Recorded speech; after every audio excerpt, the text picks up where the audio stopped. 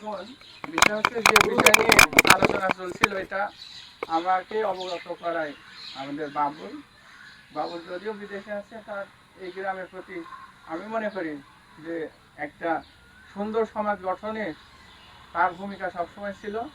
সেই সুদূর বিদেশ থেকেও সে মানে একটু চিন্তা করেছে।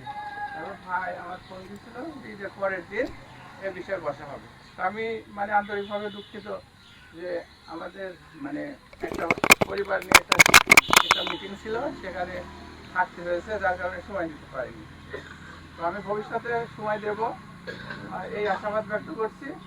আর একটা বিষয় হচ্ছে যে যে বাবুলের কথা অনুযায়ী আমি যেটা বুঝতে পারছি যে আমার গ্রামে বিশেষ করে লেখাপড়ার বিষয়ে একটা লেখাপড়া যদি না শেখা হয় একটা সমাজ বিনির্মাণ সম্ভব না।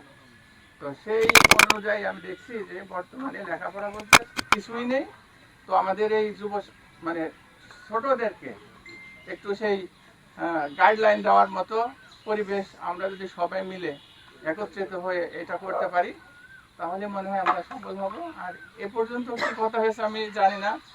তো এই বলে মানে আজকের মতো অনুষ্ঠানের সমাপ্তি। আমি একটা কথা বলবো, সেটা হচ্ছে যে আমাদের মেয়েরা স্কুলে যায় না। আজকের মিটিং এ ইফটিজিং এর বিরুদ্ধে তুমি ওই সিদ্ধান্তগুলো লিখবা। আমরা আমাদের মেয়েরা যাতে নিরাপদে স্কুলে যাওয়া আসা করতে পারে, খরচ অনুযায়ী 10 মাইল যায়, স্কুল কলেজে যায়, এবং সবাই যেন নিরাপদে হচ্ছে যে স্কুল থেকে বাসায় যথাযথভাবে ফিরতে পারে এবং নিরাপদ পরিবেশ পায়, সে বিষয়টা আমরা একটু মাথায় রাখবো, ঠিক আছে?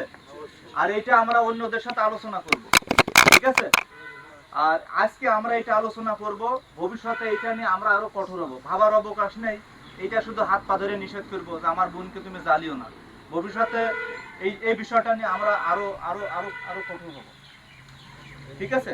তুমি এই পয়েন্টটাও এতে নিয়ে আসবা।